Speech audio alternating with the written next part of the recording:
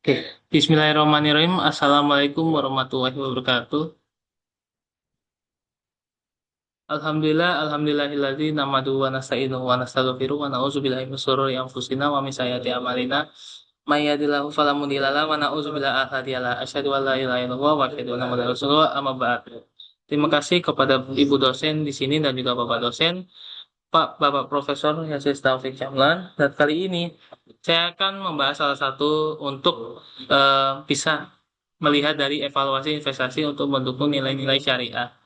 Itu dari perspektif syariah untuk melihat dari investasi untuk bekerja secara etis, kepatuhan terhadap prinsip syariah, sesuai dari manfaat sosial dan berkah untuk masyarakat kesejahteraan masyarakat. Dan juga suatu untuk analisis risiko dan potensi keuntungannya. Oke. Jadi dalam dunia modern saat ini, investasi menjadi salah satu instrumen penting dalam menggerakkan perekonomian. Tapi untuk muncul satu pertanyaan, apakah semua investasi itu sejalan dengan nilai-nilai Islam? Nah, dengan ini saya akan membahas lagi dan kembali lagi untuk bagaimana mengevaluasi dapat dilakukan untuk mendukung nilai-nilai syariah dari konsep dasar, prinsip syariah, hingga metode evaluasi dan contoh penerapan dalam kehidupan nyata. Nah, kalau kita bisa lihat dari alur modal investasi untuk mendukung nilai-nilai syariah, misalkan dari pemodal eh, sahibul mal yang akan diversifikasi ke sektor halal untuk mungkin untuk pengelola terhadap modal tersebut, dan kemudian dari itu si diversifikasi sektor halal itu kalau misalkan benar apakah halal atau tidak itu akan dikelola lagi untuk dari zakat, infak, dan wakaf hingga sedekah. Apakah dari situ bisa berkelanjutkan dari program tersebut atau tidak? Dan juga instrumen terhadap investasi yang halal.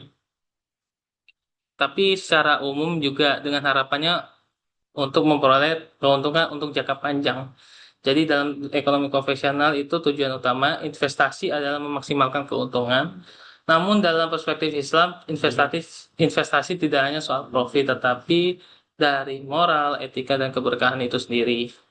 Dan investasi syariah hadir sebagai solusi mengintegrasikan keuntungan finansial dengan nilai-nilai Islam. Oke.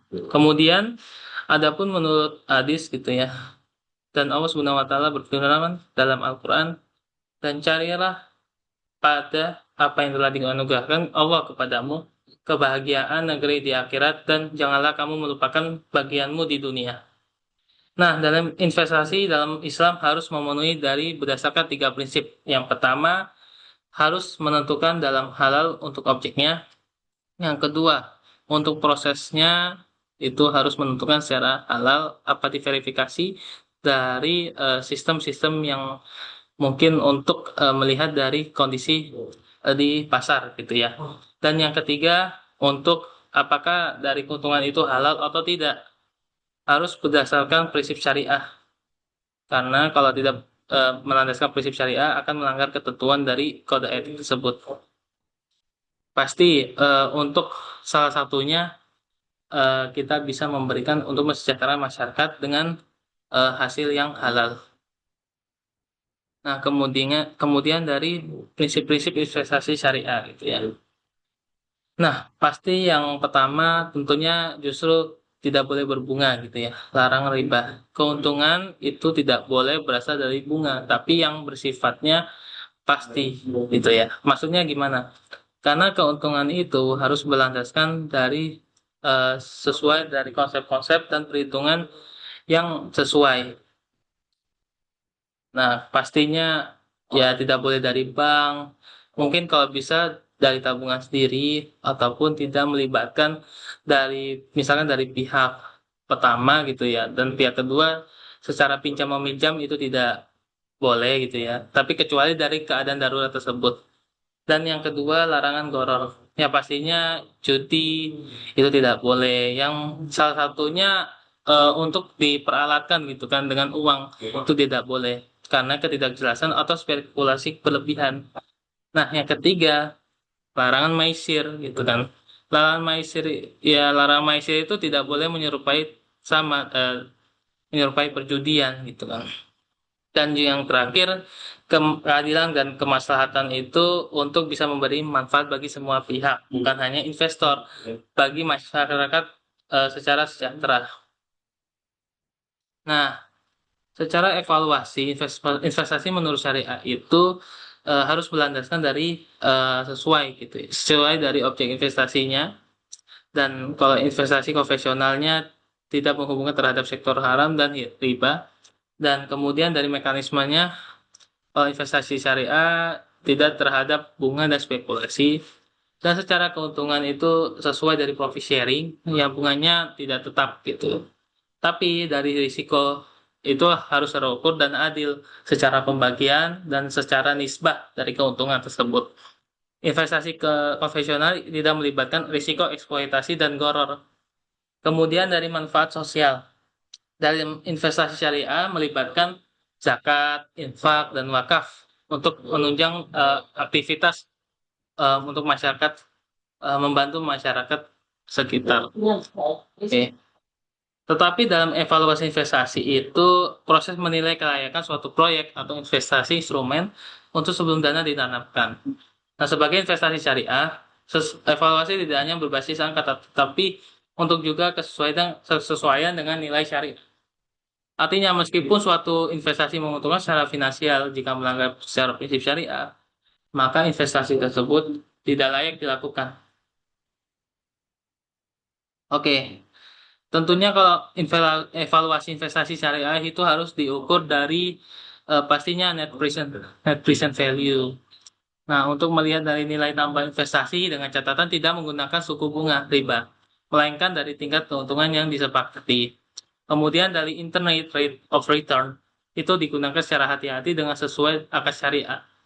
Nah, kalau misalkan payback period itu menilai seberapa cepat modal kembali gitu ya.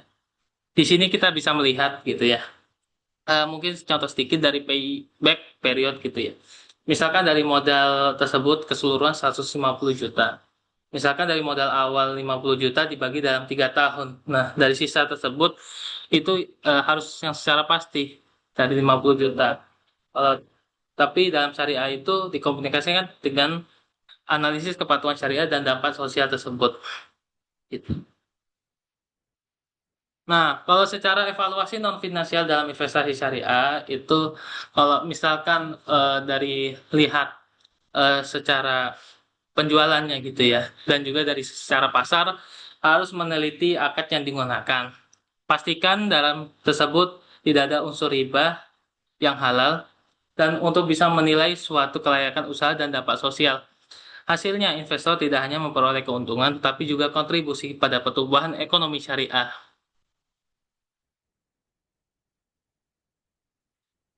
Nah, kemudian juga oke, jadi evaluasi kita. Jadi kalau misal tadi gitu kan, kalau salah satu keunggulan investasi syariah harus memperhatikan terhadap apakah usaha tersebut bisa membuka lapangan kerja dari sisi karyawannya dan juga mungkin dari sisi untuk membuka salah satu peluang dalam dunia usaha. Yang kedua, apakah produk atau jasanya itu halal gitu ya. Mungkin dari sistem verifikasinya dan juga mungkin secara kalau misalnya kita mau menjualkan dari produk tersebut halal atau tidak, dan juga secara sistem yang harus mekanismenya benar, dan mungkin apakah bisnis tersebut ramah lingkungan seperti penerapan terhadap ESG atau mungkin sesuai dari sistem-sistem yang ada di dalam dunia lingkungan perusahaan tersebut. Dan pemberian dampak positif sosial, contohnya terhadap program CSR untuk membantu masyarakat mungkin yang sedang membutuhkan. Nah, ini harus secara keseluruhan harus diperhitungkan. Jadi dengan evaluasi ini, investasi menjadi alat pembangunan. Investasi syariah ini bisa salah satunya untuk pembangunan umat dan ekonomi berkeadilan. Oke. Nah, adapun dari contoh perhitungan tadi ya, studi kasus ya, misalkan salah satu membangun investasi gitu ya, pabrik air minum dan kemasan. Pasti yang dilihat itu Tentunya dari tadi yang kita sudah bahas metodenya ya, net present value, ya NPV gitu ya, dan juga internal rate of return gitu ya, dan juga payback period. Nah, pasti dari perusahaan itu, perusahaan pabrik air minum ini gitu kan bertujuan untuk memenuhi kebutuhan air bersih masyarakat untuk menghasilkan keuntungan yang halal dan memberikan dampak sosial gitu ya. Misalkan investasi awal 500 juta, misalkan dari kondisi umur proyek tersebut pasti dikasih 4 tahun dan ketika diskonto itu 10%. Nah, jadi tiap tahun dari 10% itu dikurangi dari modal awal. Dari kota misalkan dari perhitungan dari cash flow tahun pertama hingga tahun terakhir dihitungkan kemudian dikurangi dengan modal awal gitu. Modal awal. Nah, misalkan dari cash flow dari awal 150 juta hingga 220 juta untuk 4 tahun ya. Jadi kalau bisa lihat untuk rate-nya dibagi dengan jumlah cash flow-nya sama dengan dari present value dijumlahkan. Misalkan dari sini 100 dari tahun pertama 136.500.000 dan ke tahun kedua 149.400.000.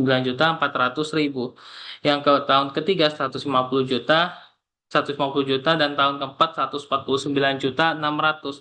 Jadi total present value yang kita dapat dari akhir yang kita sudah hitung yaitu 585.500.000. Kemudian dari net present itu dikurangi dengan net present value itu dikurangi dengan modal awal 500 juta. Jadi untuk 85.500.000 secara positif dan untuk bisa meneruskan untuk salah satu membuat pabrik air minum ini dan kemasan ini.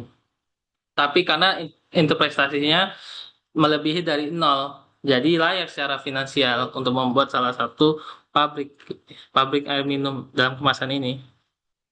Nah, kemudian perhitungan internal rate of return pastinya dengan trial or interpolation gitu kan, yang diperoleh dengan 18% internal rate of return gitu. Karena dari tiga diskontonya itu melebihi 10% untuk investasi menguntungkan dan layak. Nah, kemudian untuk perhitungan payback period itu untuk mengakumulasinya, akumulasinya dari tahun pertama cash flow-nya 150 juta, berarti akumulasi harus 150 juta.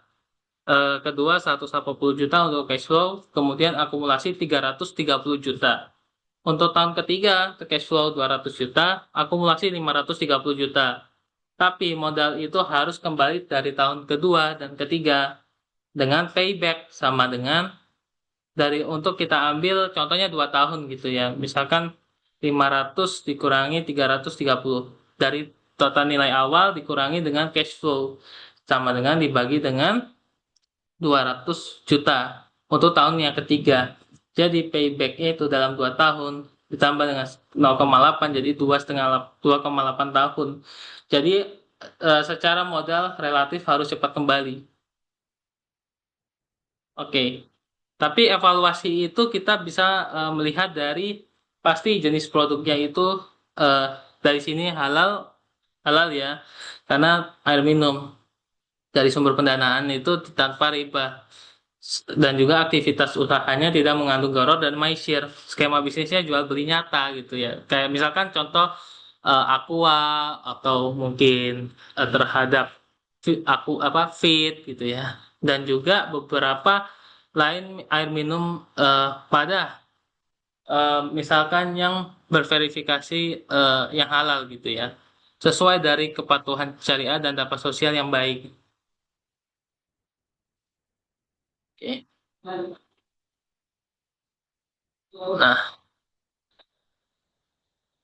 Nah, oke. Secara kesimpulan, sebagai kesimpulan, evaluasi investasi dalam perspektif syariah merupakan proses yang menyeluruh, mencakup aspek finansial, moral, dan sosial. Tapi investasi itu bukan hanya soal keuntungan, tetapi juga tentang keberkahan dan tanggung jawab kepada Allah Subhanahu wa Ta'ala. Dengan menerapkan evaluasi investasi yang sesuai syariah, kita turut membangun salah satu sistem ekonomi yang adil, berkelanjutan, dan bernilai ibadah sosial yang baik. Mungkin itu saja, kurang lebihnya mohon maaf. Walillahi taufiq walhidayah. Wassalamualaikum warahmatullahi wabarakatuh. Saya Dimas Pratama Firmansyah, dengan 2410101012, program studi manajemen bisnis syariah Universitas Tasya. Kurang lebihnya mohon maaf. Wassalamualaikum warahmatullahi wabarakatuh. Terima kasih kepada Bapak dan Ibu dosen hingga teman-teman semua yang sudah menonton video kali ini. Syukran jazakallahu khairan kasiran.